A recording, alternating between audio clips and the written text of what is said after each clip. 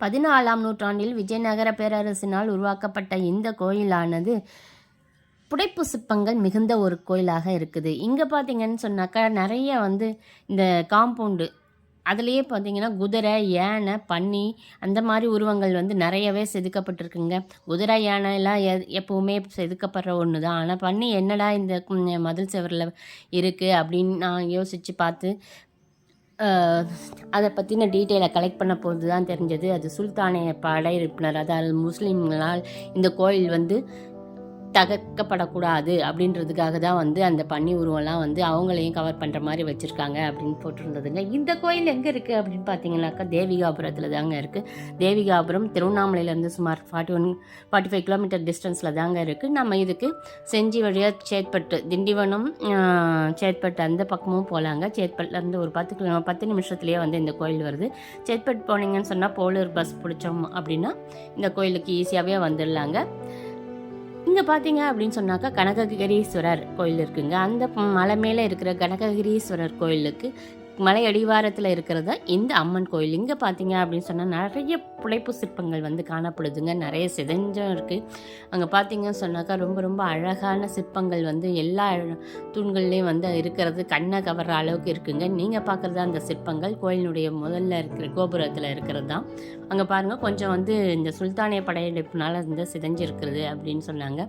மீதியெல்லாம் பார்த்தீங்கன்னு சொன்னால் ரொம்ப கண்ணை கவர்ற அளவுக்கு எல்லா உருவங்களும் இருக்குங்க. இங்கே பைரவர், அப்புறம் பார்த்தீங்க அப்படின்னு சொன்னாக்கா நரசிம்மர், அப்புறம் அர்த்தநாரீஸ்வரர் அப்படின்னு எல்லா சாமியும் துர்க்கை, எல்லா சாமியினுடைய உருவங்களும் நிறைய தூண்லேயும் இந்த கோயிலினுடைய முகப்புலேயும் இருக்கவே செய்துங்க. இங்கே நீங்கள் பார்க்குற இந்த கல்யாண மண்டபத்தில் பார்த்தீங்கன்னு சொன்னாக்கா அழகாக தேர் போல் தேர் சக்கரத்தை ஒரு குதிரை மேலே இருக்கிற மாதிரி இழுத்துட்டு போகிற மாதிரிலாம் சிற்பங்கள் இருக்குது. அது மட்டும் இல்லைங்க, இங்கே ஒரு குளமும் இருக்குது. இந்த கோயில் பார்த்திங்கன்னா 3 கோபுரங்கள் இருக்குதுங்க. உள்ளே போனோம் அப்படின்னு சொன்னால் நம்ம பெரியநாயகி அம்மனை பார்க்கலாம். அதுக்கு முன்னே பார்த்திங்கன்னு சொன்னால் ஒரு மண்டபத்தில் நிறைய சிற்பங்கள் 36 கால் கொண்ட அந்த மண்டபத்தில் பார்த்திங்கன்னா ஒவ்வொரு தூண்லேயும் நிறைய சிற்பங்கள் இந்த மாதிரி அழகாக இருக்குங்க. ஒவ்வொன்றத்தையும் ரசிக்கும்படியாக தான் இருந்தது. இந்த கோயில் பார்த்திங்க அப்படின்னு சொன்னாக்கா நீங்கள் இப்போ பார்க்குறது அந்த கோயிலில் இருக்கிற சிற்பங்கள் ஒவ்வொன்றும் ரொம்ப ரொம்ப ரசிக்கும்படியாக இருந்தது. பெரிய கோயிலுங்க. திருவண்ணாமலைக்கு அடுத்து 2வதாக இருக்கிற திருவண்ணாமலை மாவட்டத்தில் இருக்கிற கோயில் எது அப்படின்னு பார்த்தீங்கன்னா தேவிகாபுரம் கோயில் தாங்க. கண்டிப்பாக பார்க்கலாம்.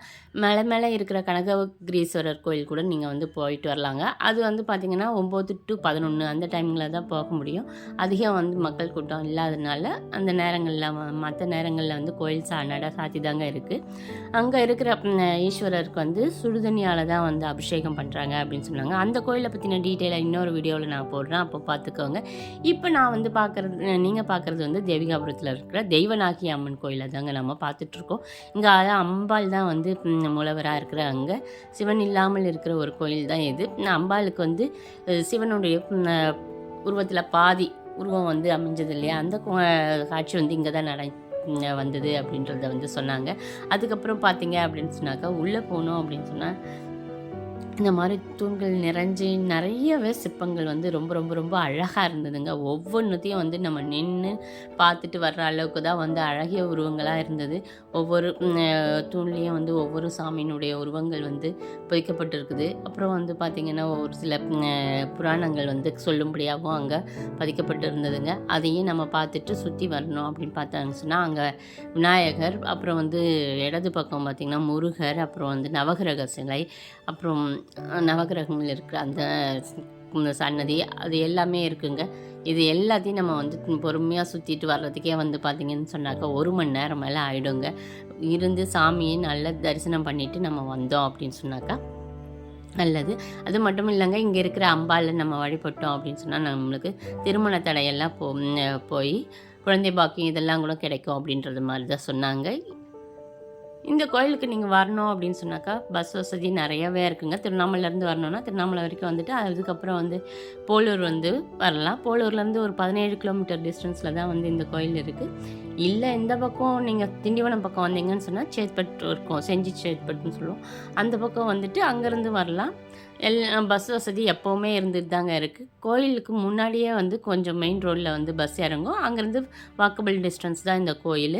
இதை பார்த்துட்டு இதுக்கு பின்பக்கமே பார்த்திங்கன்னு சொன்னால் கனககிரீஸ்வரர் மலை மேலே இருக்கிறாருங்க. அந்த கோயிலையும் நம்ம வந்து தரிசனம் செய்யலாம். நான் வந்து இந்த கோயில் மட்டும்தான் இப்போதைக்கு வந்து பார்த்துட்டு வந்தேன். இன்னொரு முறை போய் கனககிரீஸ்வரர் கோயிலையும் நான் வந்து உங்களுக்கு வீடியோ அப்லோட் பண்ணுறேன் பாருங்கள். ரொம்ப ரொம்ப பெரிய கோயிலுங்க. இங்கே வந்து பார்த்திங்க அப்படின்னு சொன்னாக்கா இப்போ கும்பாபிஷேகத்துக்காக ரெடி பண்ணிகிட்டு இருக்காங்க. ரொம்ப அழகாக இருக்குது. சிற்பங்கள் ஒவ்வொன்றும் அவ்வளோ சூப்பராக இருக்குங்க. நிறைய கோயிலுக்கு நான் போயிட்டு தான் இருக்கேன். அதில் ஒரு பர்டிகுலர் கோயிலெல்லாம் மட்டும்தான் வந்து பார்த்திங்க அப்படின்னு சொன்னாக்கா சிற்பங்கள் வந்து நிறைஞ்சு இருந்தது. இந்த கோயிலில் கூட நிறைய சிற்பங்கள் இருந்ததுங்க. அதெல்லாம் வந்து ரொம்பவே அழகாக இருந்தது. அம்பாலும் ரொம்ப ரொம்ப அழகாகவே இருந்தாங்க. இந்த வீடியோ உங்களுக்கு பிடிச்சிருந்தது அப்படின்னு சொன்னாக்கா மறக்காமல் சப்ஸ்கிரைப் பண்ணி பாருங்கள். இதை பற்றின கமெண்ட்ஸ் எல்லாம் நீங்கள் வந்து கமெண்ட்டில் கேளுங்க. லைக் பண்ணி ஷேர் பண்ணிவிடுங்க.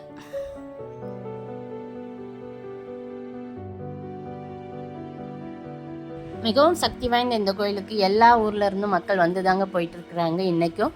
இங்கே பார்த்தீங்க அப்படின்னு சொன்னாக்கா பார்க்கிங் வசதிலாம் ரொம்பவே நல்லா இருக்குது. வெளியில் பார்த்தீங்கன்னு சொன்னால் தேர் முட்டி மண்டபம், அப்புறம் வந்து 4 கால் மண்டபம், இது எல்லாமே இருக்குது. இது நீங்கள் பார்க்கலாம். இங்கே நிறைய வந்து வெஹிக்கிள் விடுற அளவுக்கு பெரிய பிளேஸாக தாங்க இருக்குது. கண்டிப்பாக இந்த கோயிலுக்கு வந்துட்டு நீங்கள் போங்க. பிடிச்சிருந்தால் மறக்காமல் லைக் பண்ணி சப்ஸ்கிரைப் பண்ணிவிடுங்க.